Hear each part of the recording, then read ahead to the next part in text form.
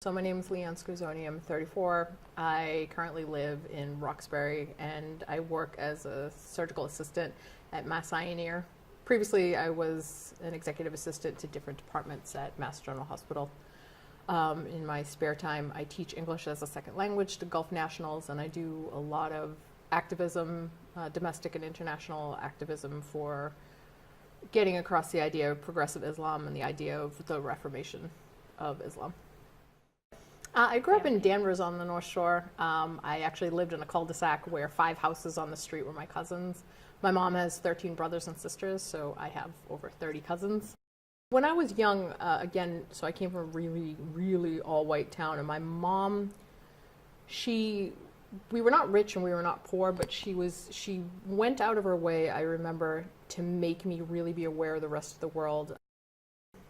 It was a very quiet, deliberate choice, and it wasn't based on anger. It wasn't based on, well, I hate Catholicism. I'm very fiercely protective of all the emotions relating to conversion, not because I'm ashamed of it. It's because I've found both sides, meaning people who are anti-religion and people who are extremely religious, they try to take my experience as their own and use it for different things. When I first converted, I remember clearly telling a few people the full story and all the emotion and tearing up, and they said, well, that's it?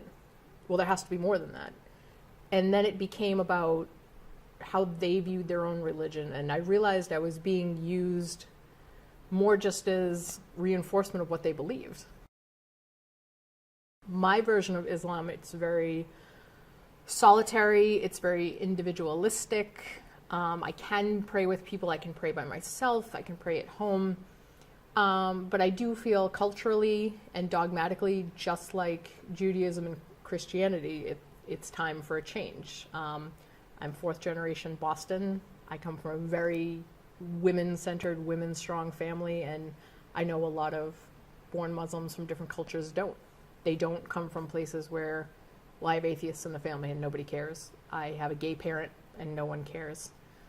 So I really want that. I really want people to see that, well, you can be Muslim and not cover your hair, and you can be Muslim and wear shorts and run marathons, and I would never force my non-Muslim family to convert. I would never force my atheist friends to convert. They're actually some of my biggest supporters.